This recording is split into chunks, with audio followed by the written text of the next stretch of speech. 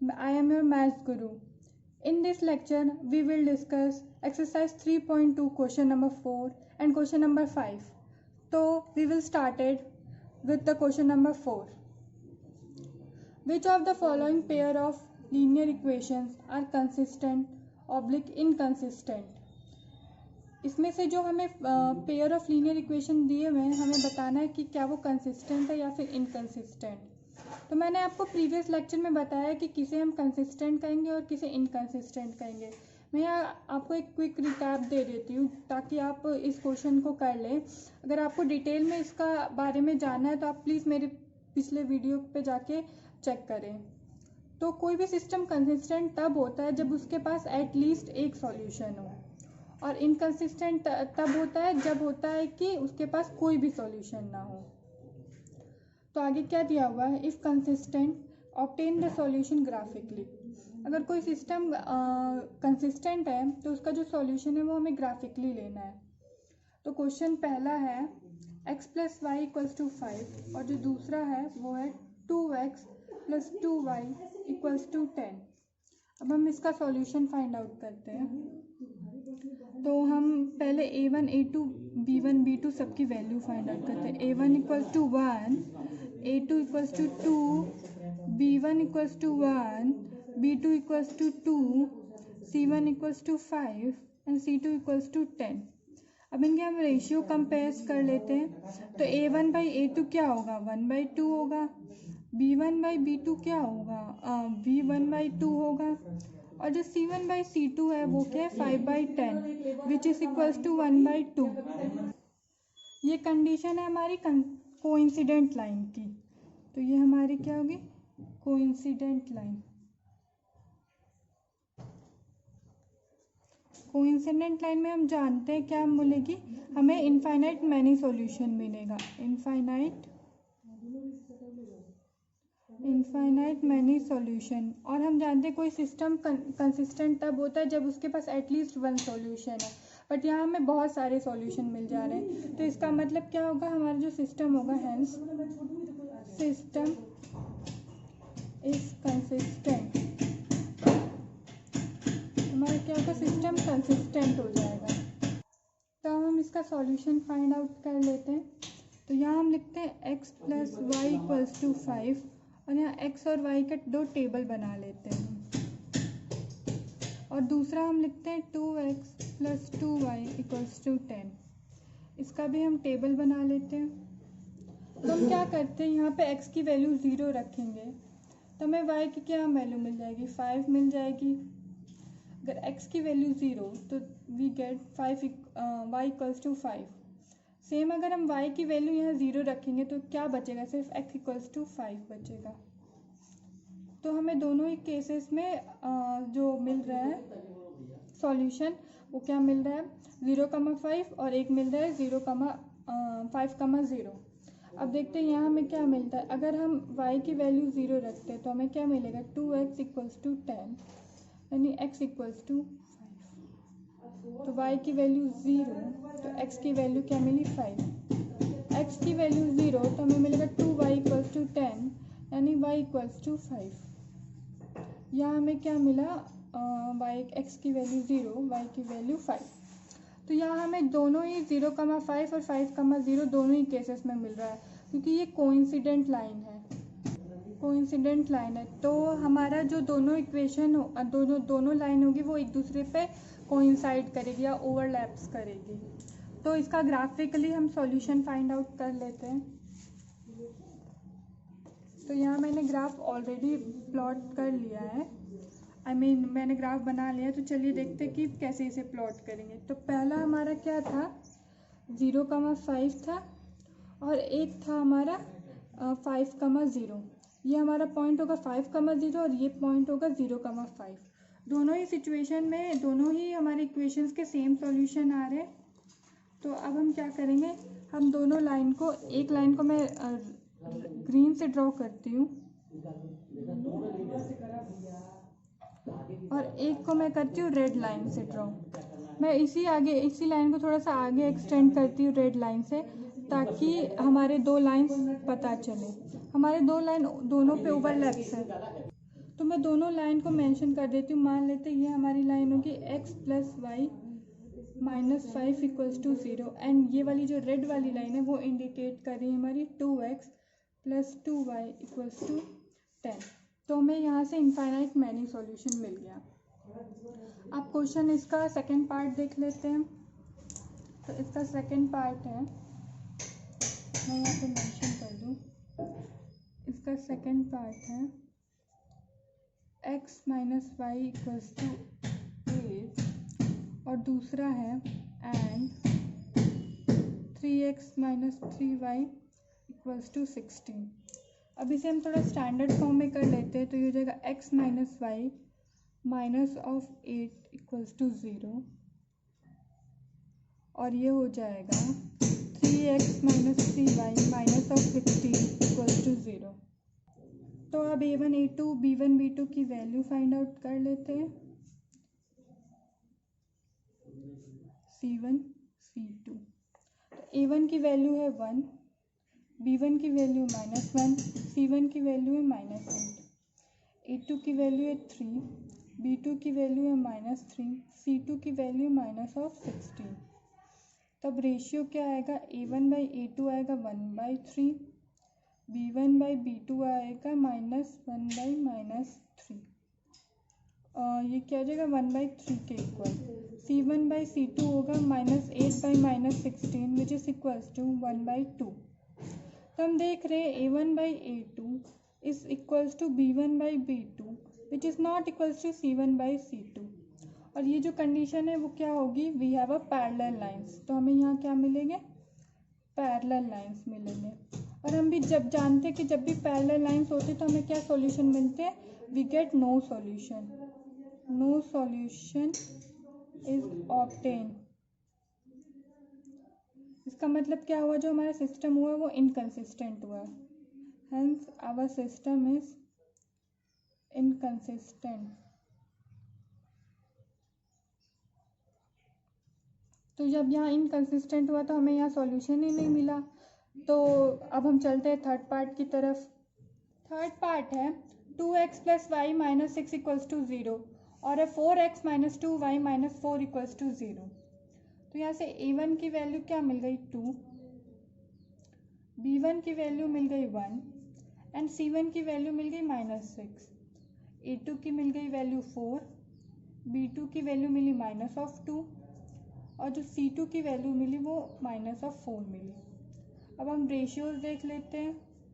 तो यह हो जाएगा a1 by a2 equals to 2/4 which is equals to 1/2, b1 by b2 equals to 1 by -2 and c1 by c2 equals to -6 by -4। जो दोनों हैं उनका कॉमन फैक्टर क्या है 2, तो हम दोनों को 2 से डिवाइड कर देंगे एंड माइनस साइन ऊपर नीचे प्लस हो जाएगा तो हमें मिलेगा 3/2। तो यहाँ से हमें पता चल रहा है a1 by a2 equals to not equals to b1 by b2। तो इसका मतलब क्या हुआ, जो लाइन होगी वो क्या होगी, एक जगह के पॉइंट पे इंटरसेक्ट करेगी। तो दे इंटरसेक्ट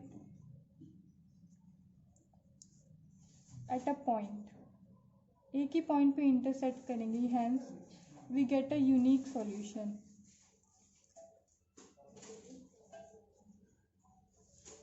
तो इसका मतलब क्या होगा, सिस्टम हमारा क्या होगा, कंसिस्टेंट होगा, सिस्टम इज कंसिस्टेंट। तो अब इसके दो सॉल्यूशंस फाइंड आउट कर लेते हैं हम। तो यहाँ मैं इक्वेशंस लिख लेती हूँ, 2x minus y minus 6 equals to 0 and 4x minus 2y minus 4 equals to 0। अब यहाँ x y कॉलम बना लेती हूँ मैं। अब क्या करते हैं हम, x की वैल्यू क्या रखते हैं, 0 रखते हैं। तो हमें क्या मिल जाएगा, y equals to y minus 6 equals to 0 which give us y equals to 6। इसी तरह अगर हम y की वैल्यू यहाँ 0 रखेंगे, यहाँ लिख लेती हूँ मैं, तो हमें मिल जाएगा 2x equals to 6 which give us x equals to 3। 6 को मैंने इक्वल्स टू के राइट हैंड साइड ट्रांसफ़र कर दिया, इसीलिए वो +6 हो गया है। तो हमारा ये होगा 3, 0। यहाँ हम क्या करते हैं, x को हम 0 रख देते हैं, तो ये हमें मिलेगा 2y equals -4 equals to 0 and y equals to -2। और यहाँ से हमें मिलेगा y इक्वल्स टू 0, यहाँ मैं लिख लेती हूँ y इक्वल्स टू 0, तो हमारा मिलेगा 4x - 4 equals to 0 and x equals to हमारा 1 मिल जाएगा। ये इसको हम ऐसे भी लिख सकते हैं 4x इक्वल्स टू 4 दोनों तरफ से कैंसिल आउट हो जाएगा एंड वी गेट 1। तो ये हो जाएगा y 0 लिया, x की वैल्यू क्या है, ये 1। अब इसका ग्राफ प्लॉट कर लेते हैं हम। तो ये रहा ग्राफ। जो हमारा पहला है वो क्या है 0,6 है और दूसरा क्या है 3,0। तो 0,6 कहाँ आएगा, कुछ यहाँ आएगा 0,6, ये वाला पॉइंट है। और जो दूसरा पॉइंट है वो क्या है 3,0 पॉइंट ये आएगा कुछ। तो इसको मैं ग्रीन कलर के स्केच पेन से ड्रॉ कर देती हूँ। तो ये हो जाएगा, कौन सी लाइन को रिप्रेजेंट करेगा, ये रिप्रेजेंट करेगा 2x + y - 6 इक्वल्स टू 0। और जो हमारा दूसरी लाइन है वो उसके पॉइंट्स क्या है 0, -2 और 1, 0। तो 0, -2 कहाँ आएगा, 0, -2 यहाँ आएगा और जो दूसरा पॉइंट है 1, 0। तो ये 1, 0 ये रहा पॉइंट। अब जब हम इनको मैं रेड स्केच पेन से ड्रॉ करती हूँ, तो मैंने इसे रेड स्केच पेन से ड्रॉ कर दिया। और इस लाइन का भी इक्वेशन हम लिख देते हैं। ये लाइन किसको रिप्रेजेंट कर रही है 4x - 2y - 4 इक्वल्स टू 0। अब देख रहे हैं हम इन का जो पॉइंट ऑफ इंटरसेक्शन है वो ये है। इसका मतलब इसका x एक्सिस भी 2 पे लाई कर रहा है और y एक्सिस भी 2 पे। तो इसका मतलब इसके पास का जो सॉल्यूशन क्या होगा वो 2,2 होगा। तो हम लिख देंगे हेंस सॉल्यूशन इज 2,2। ये हमारा सॉल्यूशन हो जाएगा। अब इसका फोर्थ पार्ट देखते हैं। ये फोर्थ क्वेश्चन का लास्ट पार्ट है। तो मैं फोर्थ पार्ट लिख लेती हूँ। वो है 2x - 2y - 2 इक्वल्स टू 0 और है 4x - 4y - 5 equals to 0। a1 a2 b1 b2 की वैल्यू फाइंड आउट कर लेते हैं। a1 की वैल्यू है 2, b1 की वैल्यू है -2, c1 की वैल्यू है -2, a2 की वैल्यू है 4, b2 की वैल्यू है -4, c2 की वैल्यू -5। तो हमें क्या मिलेगा a1/a2 हमें मिलेगा 2/4 यानी कि 1/2। b1/b2 हमें मिलेगा -2/-4, वी गेट 1/2। c1/c2 हमें मिलेगा -2/-5, ये हो जाएगा 2/5। तो यहाँ से हमें पता चल रहा है a1/a2 equals to b1/b2 not equals to c1/c2। और जो ये कंडीशन होती है वो किसकी होती है, पैरेलल लाइन्स की कंडीशन। ये क्या है पैरेलल लाइन, ये क्या है पैरेलल लाइन्स है हमारी। और इसका मतलब क्या होता है, हमें नो सॉल्यूशन ऑब्टेन होता है, नो सॉल्यूशन इज ऑब्टेन। तो इसका मतलब क्या होगा, हमारा सिस्टम क्या होगा, hence system is consistent, sorry inconsistent, क्योंकि हमारे यहाँ सॉल्यूशन कोई है ही नहीं। तो ये हमारा क्या हो जाएगा, सिस्टम इनकंसिस्टेंट हो जाएगा। तो अब चलते हैं क्वेश्चन नंबर 5 की तरफ। क्वेश्चन नंबर 5 है, इसमें क्या बोल रहा है, half of the perimeter of the rectangular garden whose length is 4 more than its width is 36 metre. मतलब कोई एक रेक्टेंगुलर गार्डन है, उसका जो हाफ पेरीमीटर है वो हमें 36 दिया गया है और जो उसके लेंथ है वो क्या है 4 प्लस है उसके विड्थ के। मतलब लेंथ की वैल्यू अगर x होगी तो विड्थ की वैल्यू क्या हो जाएगी, x + 4 हो जाएगी। तो हमें क्या करना है, find the dimension of the garden, हमें गार्डन का डायमेंशन फाइंड आउट करना है। तो हम यहाँ क्या करते हैं, हम यहाँ 2 वेरिएबल्स ले लेते हैं ताकि हमारा इक्वेशन भी 2 बनेगा और 2 वेरिएबल अननोन होंगे। तो हम क्या करते हैं, let length of rectangular garden हम x मान लेते हैं और width of rectangular गार्डन हम मान लेते हैं y मान लेते हैं। तो जैसे इसमें बोला है कि जो लेंथ है वो किसके इक्वल होगा, विड्थ में अगर हम 4 प्लस कर दें तो वो उसके इक्वल हो जाएगा। तो एक इक्वेशन हमें यहाँ से मिल गई, हम इसे एक इक्वेशन नंबर 1 डाल लेते हैं। और हमें एक और गिवन क्या है, हाफ पेरीमीटर। हाफ पेरीमीटर कितना होता है, 36 मीटर, ये गिवन है। और हम जानते हैं पेरीमीटर ऑफ रेक्टेंगल का फॉर्मूला, पेरीमीटर ऑफ रेक्टेंगल क्या होता है, 2 इंटू एल प्लस बी। तो यहाँ हम देख रहे हैं लेंथ क्या है हमारा x है और विड्थ क्या है y, तो हम इसे रिप्लेस कर देंगे x प्लस y से। अब हाफ पैरामीटर क्या हो जाएगा, हाफ पेरीमीटर हो जाएगा 2x प्लस वाई बाई 2। हम इसे कैंसिल आउट करेंगे तो हमें मिलेगा x प्लस वाई। अब हम क्या करेंगे, अब हम देखेंगे कि ये जो हाफ पेरीमीटर हमें ऑलरेडी 36 गिवन है तो ये इसके इक्वल हो जाएगा। तो यहाँ से हमें एक इक्वेशन मिलेगा x plus y minus of 36 equals to 0। इसको हमने मान लो इक्वेशन सेकेंड मान लिया। तब हम क्या करेंगे, फर्स्ट और सेकेंड को एक साथ लिखेंगे ताकि हमें पता चल जाए कि x और y की क्या वैल्यू है। तो इसमें हम एलिमिनेशन मेथड का यूज़ करेंगे। तो हम क्या करेंगे, पहला equation x minus y minus of 4 equals to 0 कर देंगे, क्योंकि जब 4 इधर आएगा तो वो माइनस हो जाएगा। और दूसरा इक्वेशन क्या है, x plus y minus of 36 equals to 0। अब हम देख रहे हैं यहाँ पे माइनस x है, इन दोनों इक्वेशन को हम ऐड कर देंगे तो ये इनके साइन चेंज नहीं होंगे। तो ये एक माइनस वाई एक प्लस वाई, तो ये कैंसिल आउट हो जाएगा और हमें मिलेगा 2x minus of 40 equals to 0। तो ये जगह 2x equals to 40 and x equals to 40 by 2 which is equals to 20।